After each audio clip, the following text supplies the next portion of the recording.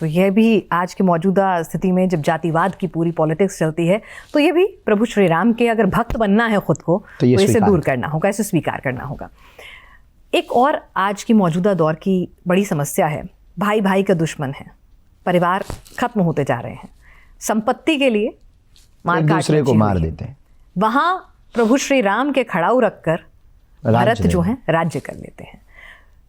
तो क्या कुछ मौजूदा परिवेश में एक भाई के तौर पर प्रभु श्री राम जी का आदर्श भाई की जीवन का तो बहुत अद्भुत है।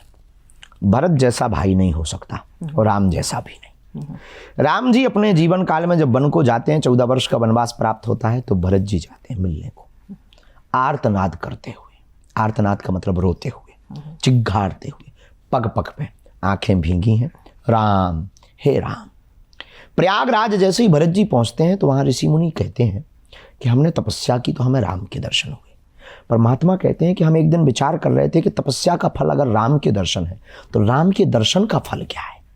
लेकिन जब भरत के दर्शन किए और उनका वो आर्तनाद और राम के प्रति प्रेम देखा, वो आंखों में अश्रुधारा देखी, तो महात्मा ऊपर आंख उठाकर रोकर बोले, तपस्या का फल अगर राम के दर्शन है तो राम के दर्शन का फल भरत के दर्शन है। ये भाई का प्रेम है।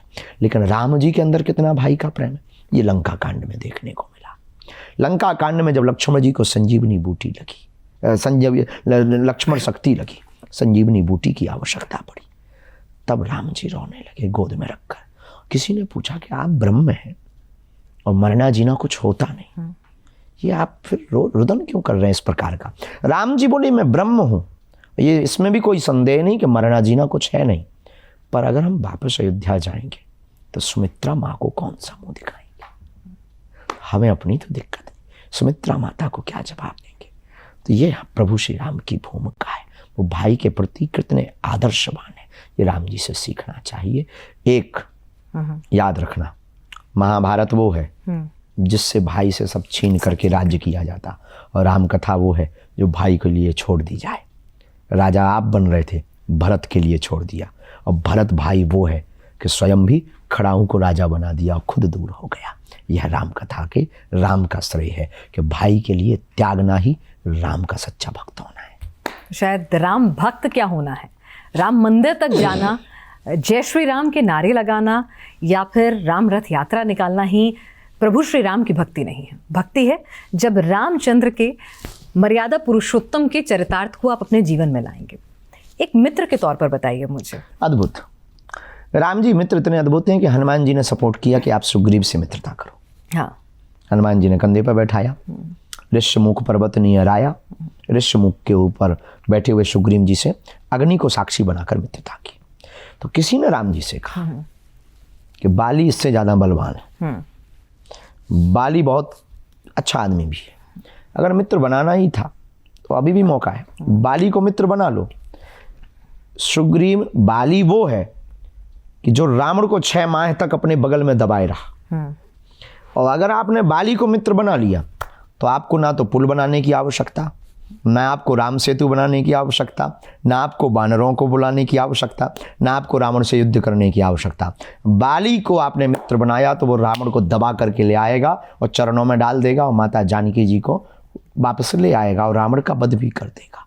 और राम जी ने बहुत गजब का जवाब दिया, बोले मित्रता एक बार होती है, अब हमारी मित्रता सुग्रीव के साथ है, और भले ही सुग्रीव हमारा साथ दे या ना दे, सुग्रीव भले ही लंका जाए या ना जाए, लेकिन हम अपनी मित्रता नहीं तोड़ेंगे, हम अपना कर्तव्य मित्र के प्रति दिखाएंगे। अगर हमारा मित्र दुखी है तो हम बाली को जीवित नहीं छोड़ेंगे। प्रभु श्री राम से आप पुत्र, पिता, बेटे के तौर पर बहुत कुछ सीख सकते हैं, लेकिन अपने शत्रु का, अपने विरोधी का सम्मान कैसे करना है, ये राम से सीखना है। ये राम से सीखना है। लंका कांड में जब युद्ध हो रहा है, रावण से युद्ध हो रहा है लंका में, और एक दिन रावण रथी है, राम जी विरथी, राम जी के पास कोई रथ था नहीं, चिंता में सब डूबे हैं। तो हनुमान जी ने कहा आप चिंता ना करो, आपका रथ तैयार। तो विभीषण ने कहा कोई टूटा फूटा ले आओ भाई, कहीं उधार मांग के लाओ। राम जी बोले आवश्यकता नहीं। हनुमान जी बोले तैयार है। राम जी बोले कहाँ? बोले सरकार हम तो हैं, आप हमारे कंधों पर बैठे रहे तो एक बार फिर बैठ जाओ, ये आपका रथ ही है। राम जी बैठ गए हनुमान जी के कंधों पर, युद्ध करने लगे। कथा कहती है कि भयंकर युद्ध हुआ रावण से राम जी का। रावण भी भयंकर मायाएं दिखावे, माया लेकिन चल ना पावे, माया भी था रावण।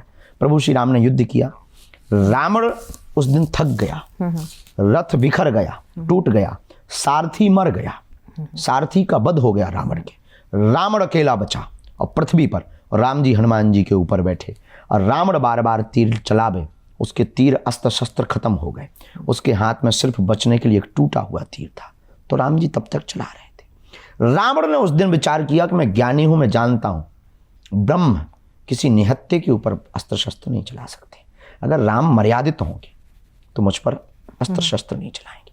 लेकिन जब तक वो टूटा हुआ तरकस लिए रहा तीर, तब तक राम जी चलाते रहे। जब उसने वो तरकस जैसे ही फेंका टूटा हुआ, रावण समझ गया कि मेरे हाथ में अभी आधा टूटा है, इसलिए राम जी चला, और जैसे ही छोड़ा राम जी ने तुरंत रोक दिया। और राम जी बोले, दशानन आज तुम बहुत थक गए होगे, आज के युद्ध को विराम करते हैं, घर जाओ, वैद्य से दवा लेना, उपचार करना, और कल तुम्हारा जोश अगर पुनः जागृत हो तो दशरथ नंदन राम युद्ध में पुनः स्वागत करेगा। विरोधियों को पूरा मौका देना, विपक्षियों को पूरा मौका देना, ये है राम, ये राम है। वरना ऐसे मौके पर जिसकी पत्नी का हरण करे कौन छोड़ सकता, और दुश्मन को मारने का मौका मिले तो भी कौन छोड़ सकता है। इससे बेहतर मौका कोई हो नहीं सकता था, लेकिन नहीं, ये राम की मर्यादा है। चलिए, तो दुश्मनी करिए, लेकिन उसकी मर्यादा क्या हो, ये मर्यादा पुरुषोत्तम राम ही आपको सिखा कर गए हैं। सच्चे राम भक्त तभी कहलाएंगे